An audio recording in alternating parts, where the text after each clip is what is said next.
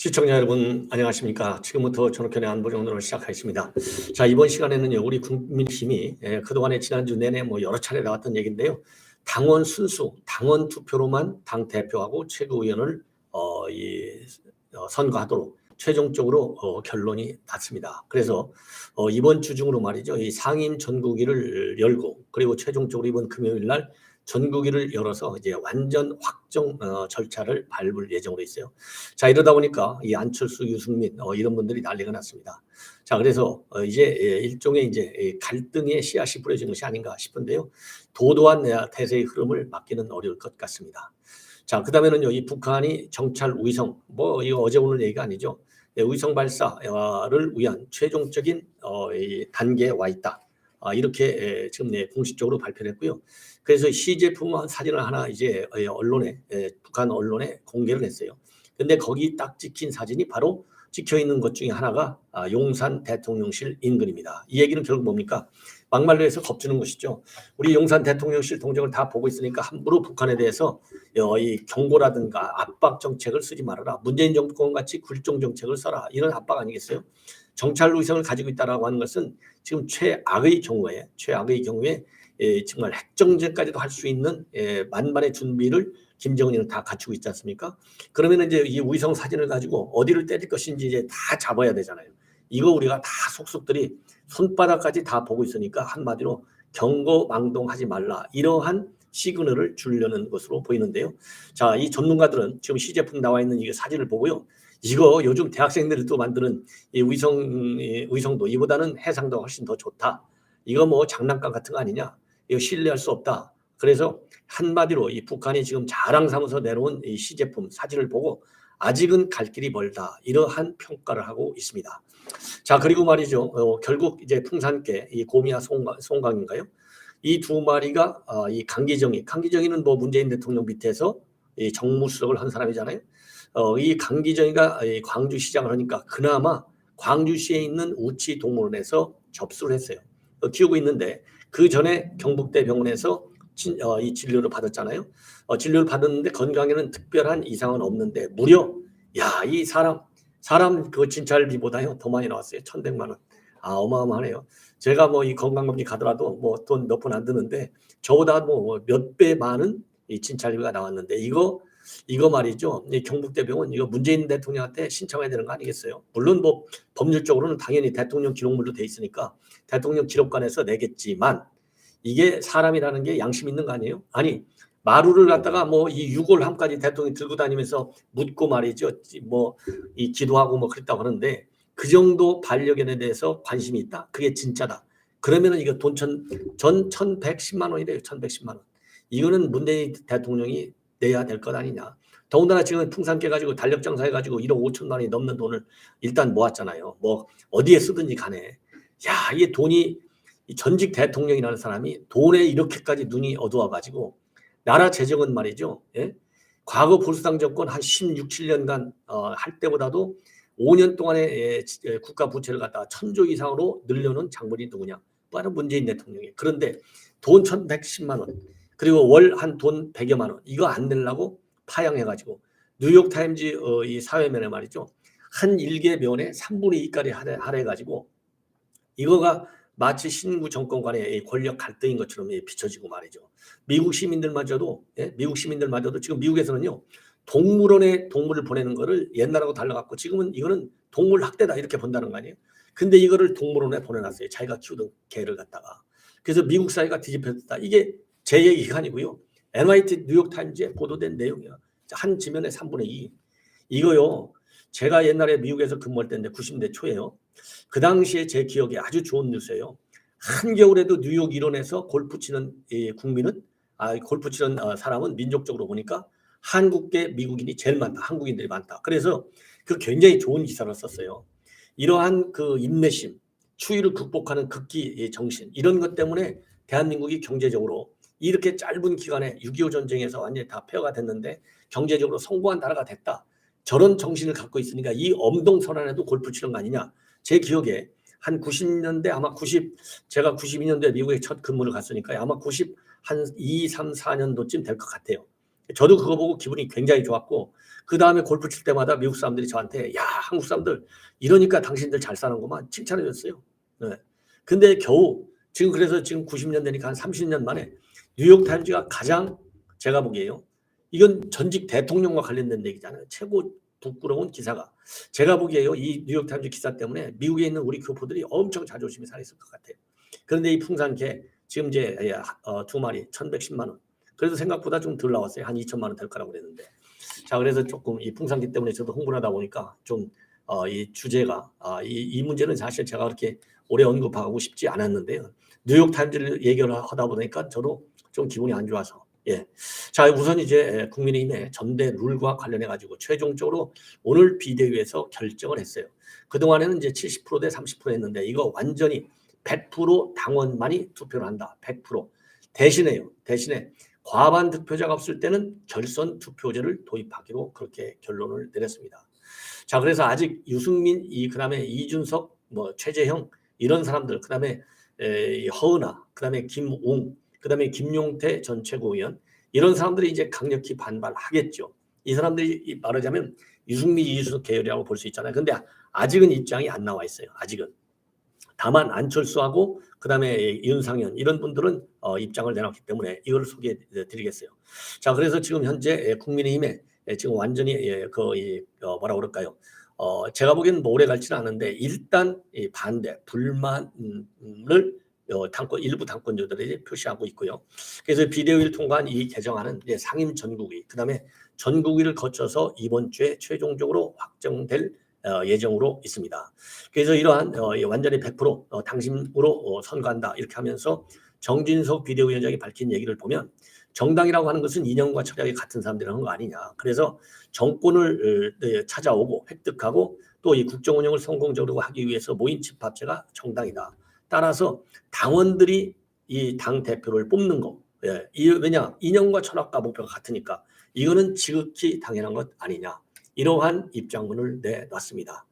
자, 그래서요, 이제는 이제 결선 투표제를 했는데, 글쎄 뭐, 결선 투표제까지 안 가고, 바로 과반 얻는 당 대표가 나오는 것이, 뭐라고 그럴까요? 이 정통성 확보, 그리고 일사불란한 리더십을 확보하는데도 도움이 되지 않을까, 이런 생각이 들고요.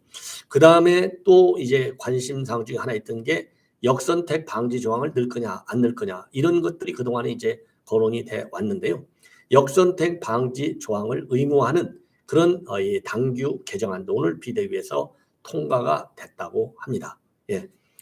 다만 당원 대 일반 국민 여론조사를 5대5로 하는 이러한 이 경선 룰은 이 대통령 선거 경선 그리고 공직선거 후보 경선에서는 5대5가 적용될 전망이다. 이렇게 지금 알려져 있어요. 그리고 참고적으로 이게 이제 오늘 비대위에서 결정되기 이전에 이런 얘기가 이제 그동안에도 여러 번 나왔는데 유승민 의원 같은 경우 굉장히 강력하게 반대를 했잖아요. 본인을 죽이려고 하는 거 아니냐. 도대체 18년 동안 해오던 현재 룰을 왜 하루아침에 바뀌려는 거냐. 그러면서 대통령이 이런 식으로 개입하는 것은 맞지 않고 이거는 분명히 불법이다. 이렇게 이제 비판한 바 있고 그리고 이제 친윤계 핵심인 권성동 의원은 이러한 유승민을 갖다가 왜 대통령을 가지고 이렇게 악의적으로 왜곡해서 비판하느냐. 바로 맞받아친 바 있어요. 예. 자, 이렇게 해서 이제 최종적으로 이제 결론이 난 거나 마찬가지인데 왜냐하면 뭐 상임 전국위하고 전국위 열려봐야 이 당 지도부에서 이렇게 결정했는데 그 방향으로 가지 않겠습니까? 우선 안철수 의원이 반대 입장을 내놨어요. 오늘 KBS 라디오에 나와가지고요. 이게 뭐 당 대표 뽑는 게 골목대장 뽑는 거 아니지 않느냐. 예. 그리고 친목 회장을 뽑는 것도 아니지 않느냐. 그러면서 반대 의견을 표시하고 있습니다. 그리고 이렇게 반대 의견을 하는 것은 표시하는 것은 본인 개인의 유불리 때문에 반대하는 것이 아니다.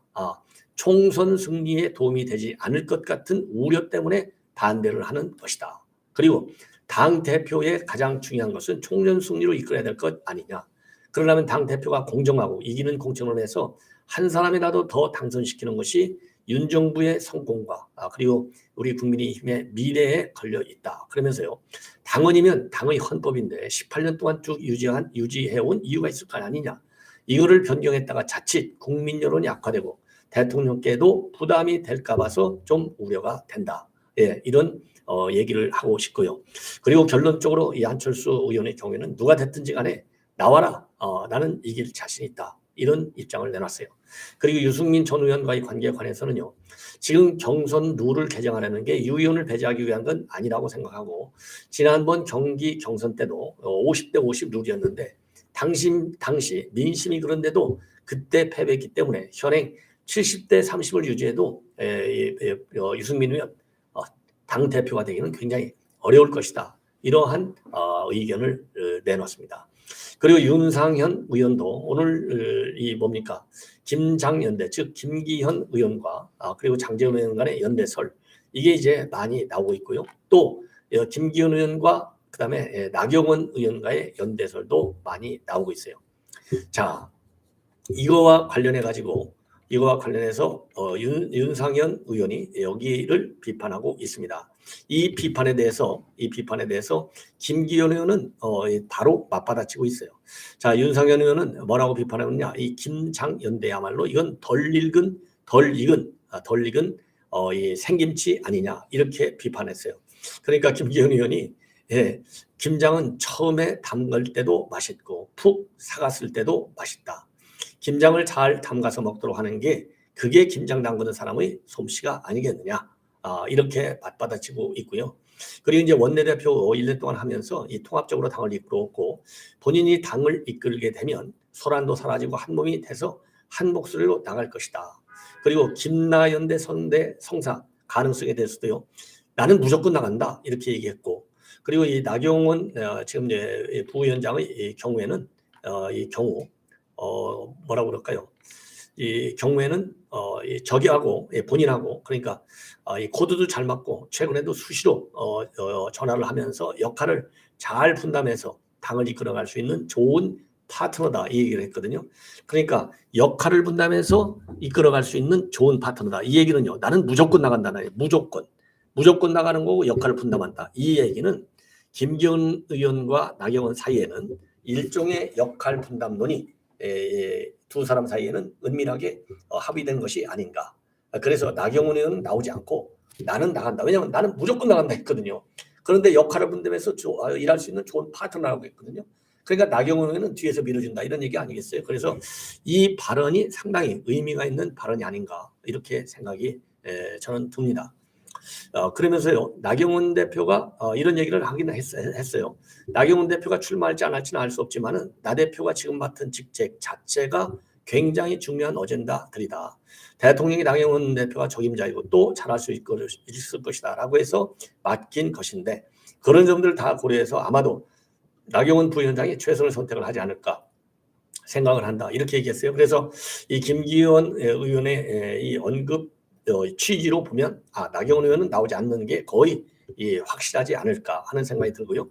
이 권성동 의원도 이 장점도 상당히 많다. 서로 간 교감을 많이 하고 있기 때문에 앞으로도 필요하면 논의를 하도록 하겠다. 그래서 여기서는요. 필요하면 논의. 앞에서는 뭐 수시로 전화한다. 이래서 이 권성동 의원하고는 일정한 각자 뛰는 그런 가능성을 상정하고 있는 김기현 의원의 발언이라고 저는 판단을 합니다. 자, 이번에는 북한의 정찰 우위성과 관련해서 말씀을 드리겠는데요. 북한의 국가우주개발국이 있어요. 이제 우리식으로 따지면 이제 이 우주국 같은 데인데, 자, 우리도 이제 별도의 우주청을 이제 만든다는 거 아니겠습니까? 그런데 국가우주개발국에서 대변인이 이 중요한 성명을 내놨고 이 내용을 조선중앙통신이 보도를 했습니다. 자, 이 중앙통신 보도 내용을 보면은요, 우선 어제 철산군 동창리 서해 우위성 발사장에서 중요 시험을 했다. 근데 이 중요 시험이 무슨 다른 ICBM 이런 게 아니고요. 이번 중요 시험이 바로 정찰 우위성을 띄웠다는 겁니다. 중요 시험은 뭐냐? 우위성 촬영, 그다음에 자료 전송 개통과 지상 관제 체계의 능력을 평가하는데 기본 목적을 뒀다. 예, 그러니까 이게 이제 이 우위성을 띄울 수 있는 그런 시험을 했다 이 말이나 마찬가지예요. 그래서 이 시험 내용은 뭐냐? 20m 분해능 시험용 전색 촬영기 1대, 그리고 디스펙트로 촬영기 2대, 그다음에 영상 손신기, 그다음에 각 대역의 송수신기들, 그리고 조종장치와 축전지 이런 것들을 설치한 위성 시험품을 이 운반체에 탑재해서 로켓에 탑재해서 고도 500km까지 고각 발사했다. 그래서 우주 환경을 이 모의한 최적한 환경에서 이 촬영 조정 지령과 자세 조정 지령을 비롯한 지상 관제 이런 능력을 평가했다. 이렇게 되어 있습니다. 자, 이거는요, 바로 전날, 그러니까 이게 이제 18일 날 시험을 했잖아요. 중요한 시험. 그러니까 이제 바로 전날 17일 날 두 발의 단거리 탄도미사일을 준중거리 탄도미사일을 발사했어요. 이거하고 시험품을 탑재한 운반체 이거하고는 거의 같은 내용이 아닌가 이런 생각이 들어요. 그래서 위성 시험품을 탑재한 운반체를 갖다가 이번에도 고각 발사 방식으로 쏘아 올렸다는 것 아니냐. 그런데 이 북한이 준중거리 탄도미사일도 이 비행 거리가 말이죠. 한 500km 정도로 돼요. 그래서 둘의 기술적 이 재원이 거의 비슷하다 이렇게 보여집니다. 그러면서 국가우주개발국이 오늘이죠. 오늘 이제 발표한 내용 중에 이제 가장 중요한 것 중에 또 하나는요. 2023년도 4월이니까 내년 4월이죠. 내년 4월까지 군사 정찰 위성 1호기를 1호기 준비를 갖다가 끝낼 것이다. 그러니까 내년도 4월 이후에는 언제든지 정찰 위성을 확실하게 띄울 수 있는 모든 준비가 다 끝났다. 이렇게 우리가 이제 해석할 수 있는 대목입니다. 예. 그래서 이 위성 시험품에서 촬영한 것으로 추정되는 이 사진은요. 북한 전역 위성 사진하고요. 위성 운반체 발사 장면 사진도 공개를 했고 그 다음에 말이죠. 그 다음에 용산 대통령실 사진도 이 위성 사진에 지금 나와 있습니다. 그런데 이거와 관련해서 이 전문가들 중에 이제 이런 문제와 관해서 장영근 항공대학교 교수가 좀 상당히 영향력 전문가 중에 한 사람인데요. 대학에서도 말이죠. 유럽 정찰 위성과 관련해서는 분해능, 즉 분해능이라고 하는 것이 이제 영상을 식별할 수 있는 능력입니다. 1m짜리 위성도 만드는데 지금 북한이 말하는 20m 분해능 이거는 절대적으로 군사 위성이나 또는 정찰 위성으로 볼 수 있는 게 아니고 그렇다고 해서 지구 관측 위성으로도 쓸 수가 없는 것이다. 그러니까 굉장히 정확하다는 얘기죠. 자, 그리고 이제 류성엽 21세기 군사연구소 전문연구위원은 뭐라고 하고 있느냐. 언제 어디서 촬영했는지 알 수도 없고 실제 사진이라고 믿을 수도 없다. 이렇게 지금 아주 뭐라고 그러죠? 이런 거를 폄하하고 있어요. 예. 그리고 홍민통일연구의 연구실장은 너희만 위성이 있는 게 아니고 우리도 너희를 볼 수 있어. 이렇게 하면서 일종의 조롱하는 것이다. 이렇게 보고 있고 양무진 이분도 이 언론에 많이 나오는 분이죠. 북한대학원 대학교의 총장인데 지금은 진위를 떠나서 서울과 인천 사진을 공개한 것은 이번 발사가 탄도미사일이 아니라 정찰 위성임을 강조하려는 의도로 보이고 정찰 위성 개발을 마치면 남한 주역지도를 모두 탐지할 수 있다고 예고하려는 데 있다. 그러니까 우리 이제 한국 정부 당국에 대해서도 좀 겁주는 우리도 이제 위성 다 가지고 있어. 너희들만 위성 있는 게 아니야. 이 위성은 북한이 가지고 있는 위성, 우리는 여러 가지 과학적 측면에서 이 위성을 많이 띄우지만은요, 평화적인 목적을 위해서 띄우는 것이죠. 그렇지만은 이제 북한은 위성을 띄우는 것이 궁극적으로는 북한의 핵 공격 능력을 확실하게 보여주기 위한 차원에서 이렇게 위성을 지금 강조하고 있는 것이 아닌가. 이게 이제 본질적으로 우리와 북한 이 위성의 역할의 기능에 큰 차이가 아닌가 이런 생각이 들고요. 특히 이 위성과 관련해서 지난 3월 달에도요. 이 김정은이가 우주 개발을 가가지고 뭐라고 했냐면은 북한에서 군사 정찰 위성 개발과 운영의 목적은 여기서 분명히 갖고 있어요. 목표를. 남조선 지역과 일본 지역 그리고 태평양사에서의 미제국주의 침략 군대와 그 추종 세력들의 반공화국 군사 행동 정보를 실시간으로 공화국 무력 앞에 제공하는 데 있다. 그래서 이런 정찰 위성을 띄우는 최종적인 목표는 결국 한국과 미국과 일본의 군사적인 움직임을 갖다가 적시에 파악해서 대응하겠다라는 이 취지를 분명히 밝힌 바 있어요. 그렇기 때문에 이 정찰 위성의 이 목표는 이 평화적 이용이 아니라 순수한 군사 위성으로 띄우는 것이 분명하다. 특히 핵무기를 때릴 수 있는 왜냐하면 지금 핵무기 이제 법제화까지 시켰지 않습니까?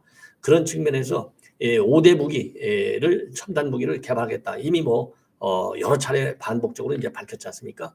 그 연장선상에 정찰 위성도 들어가 있어요. 그래 5가지를 목표로 하고 있는데 5가지 중에 3가지는 다 되어 있고 정찰 위성하고 그다음에 핵 추진 잠수함만 아직 완성이 안 돼 있는 상태인데 지금 이걸 보면 내년 4월에 이제는 정찰 위성까지 가지고 있는 것이죠. 이 정도로 지금 북한이 굉장히 빠른 속도로 이 한반도에서의 군사적으로 이 게임 체인저를 다 지금 김정은이는 개발에 성공하고 있다. 이런 점에서 우리 안보에 대한 대단한 위협 요인이 된다. 이렇게 보여집니다. 그래서 작년 1월 달에 노동당 8차대에서 밝힌 국방력 강화 5개년 계획의 5대 핵심 과제다. 라고 이제 발표한 것이 지금 말씀드린 이제 군사 정찰 위성이 있고요. 그 다음에는 이제 극초음속 미사일, 그 다음에 수중 발사 또는 지상 발사 고체 추진 ICBM, 그 다음에 핵 추진 잠수함하고 수중 발사 전략 핵무기, 그 다음에 무인 정찰기 개발. 이것이 이제 5대 과제로 되어 있는데 하나씩 차근차근 김정은이가 완성하고 있는 이런 상황입니다. 자, 이번에는 이제 마지막으로 말이죠. 이 풍산 계획 관련해서 말씀을 드리겠는데요. 조선일보에서 단독으로 보도하고 있는 내용입니다. 자, 이 풍산계 고미와 송강이 지난 한 달 동안 입원비하고 치료비가요 1,000만 원 이상이 들어갔다고 합니다. 자, 11월 8일 날 경북대 부속 수의동물병원에 입원했다가 지난 12월 9일 날 퇴원했어요. 그래서 지금 이제 광주에 있는 우치동물원으로 보내졌는데 이 풍산개들 입원비하고 치료비를 합치면 1,110만 6,540원이 들어갔다고 합니다. 자, 그래서요. 그런데 이제 구체적으로 이 병원비 내역에 대해서는 대통령 기록관에서 거부를 하고 있다고 그럽니다. 그래서 조선닷컴에서 전화를 걸어서 물어봤어요. 도대체 왜 거부하느냐 물어보니까 풍산개 이슈가 장기화되지 않았으면 하는 것이 바로 웃분들의 취지라는 거예요. 여기서 웃분이 누구겠어요? 대통령 기록관 관장 아니겠습니까? 그런데 대통령 기록관 관장은 심성보라는 사람인데 이 사람은 문재인 대통령 말기인 2021년도 9월에 취임한 알박기 인사 중에 한 명이에요. 그러니까 그러지 않아도 풍산개 이것 때문에 문재인 대통령 비판을 많이 받는데 또 이거 뭐 어디가 아파서 얼마 들었다 이게 쭉 자세하게 나오면 당연히 문재인 대통령 비판이 다시 한번 또 다시 또 더 튀어나올 수밖에 없는 거 아니겠어요? 자, 그래서 이 알박기 이 혜택을 받은 대통령 기록관장이 구체 내역을 거부하는 것이 아닌가 이렇게 생각이 드는데요. 자, 이거 뭐 비밀 유지가 되겠어요?